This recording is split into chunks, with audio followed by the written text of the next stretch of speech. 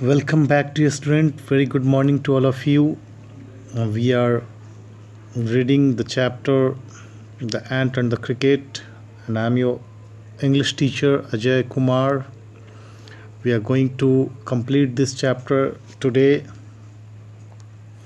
So, do you remember what we have learned yesterday?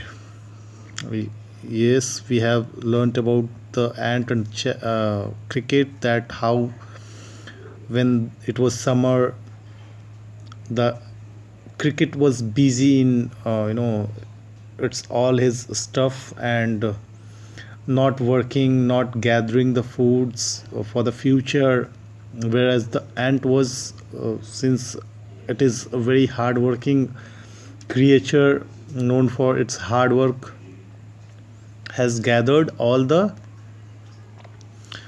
food and stuff for the coming month.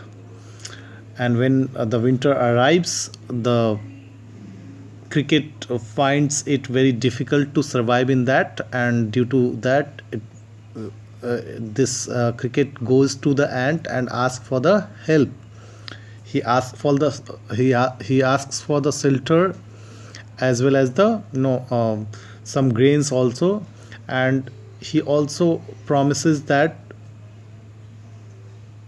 it is only the borrowing of which he will repay it by finishing the winter and by coming the uh, summer season.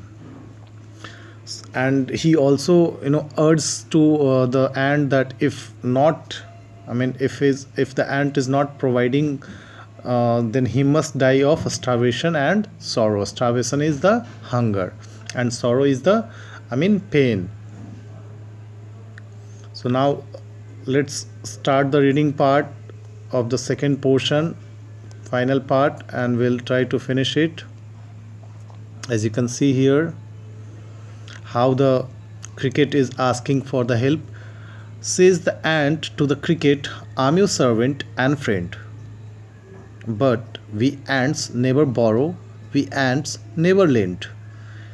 This line means the ant is quite like soft towards the cricket, and since the ant do not want to deny the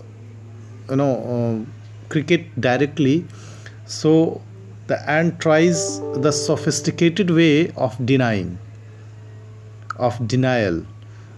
that how it should deny to the cricket for giving the grains or the shelter as well. So the ant starts by saying that I'm your servant and friend, like since it is from the same family, grasshopper family, and just because of the tiny size, ants are counted as the servant and as well as the friend. But ant also says that they have their own rules and their own ethos, that they do not borrow ever anything, and they also do not lend ever anything. That means the ant is trying to deny it. That ant is not able to deny, because whatever the grains ant has collected, that is for its family, their family only. So if the ant will give it to the cricket, how their family will survive in this winter season? So it denies. And next line, it says, but tell me, dear cricket, did you lay nothing by when the weather was warm? Quoth the cricket, not I. It means the ant is simultaneously, while denying, the ant is simultaneously like asking from the cricket that when it was winter, why he did not bothered to gather the grains, why he did not bother to gather the shelter also and other stuff. Because when the weather was warm, if the cricket wanted to gather some grains, it could have gathered, but it did not gathered the grains. So the cricket replies the answer, not I, my heart was so light that I sang day and night, for all nature looked gay. You sang, sir, you say.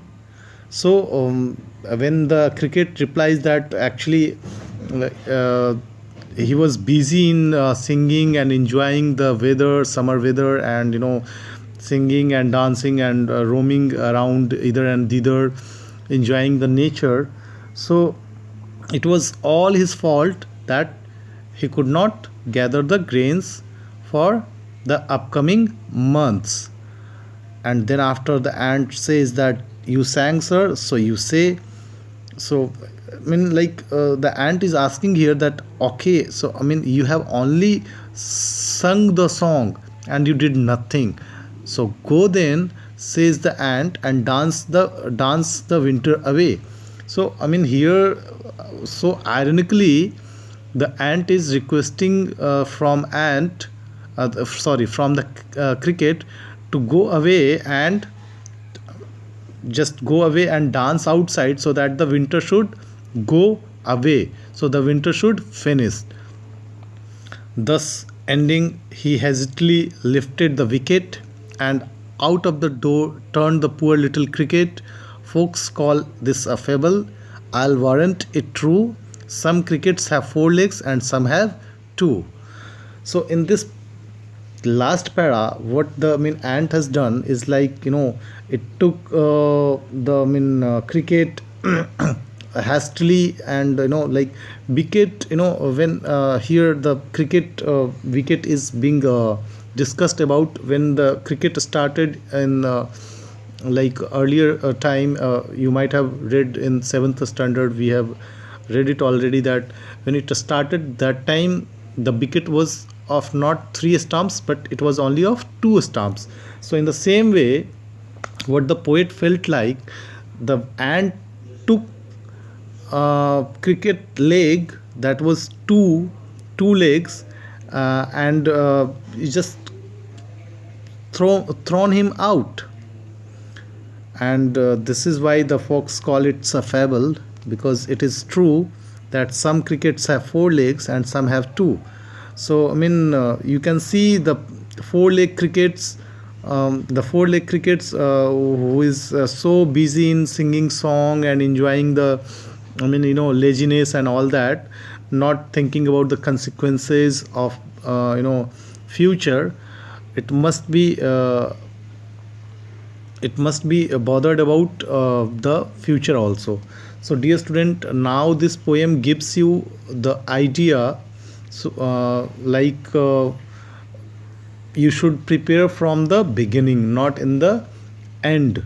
Like, as we can say, we can give one example of that. We should not, or you should not start preparation of examination when the date is coming. Instead of that, you should do the preparation every day, so that in the end you will not repent on your deed. So that's the end of the poem. Hopefully you have enjoyed it and you have understood it completely, and we'll discuss the question answer in next part. We'll have a discussion, we'll hold a discussion over that, and we'll meet in next class. Till then, bye, take care, and have a nice day. Thank you. An ant and the grasshopper. Once there was a lazy grasshopper who laughed at a little ant, as she always busy gathering food. Why are you working so hard? He asked. Come into the sunshine and listen to my merry note. But the ant went on her work.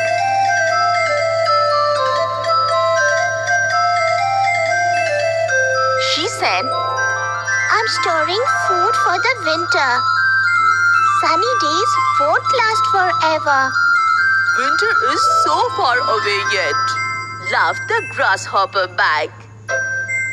And when the winter came, the ant settled down in her snug house. she had plenty of food to last the whole winter. The grasshopper had nothing to eat. So, he went to the ant and begged her for a little corn. No, Replied the ant. you laughed at me when I worked. You yourself sang through the summer. So, you had better dance the winter away.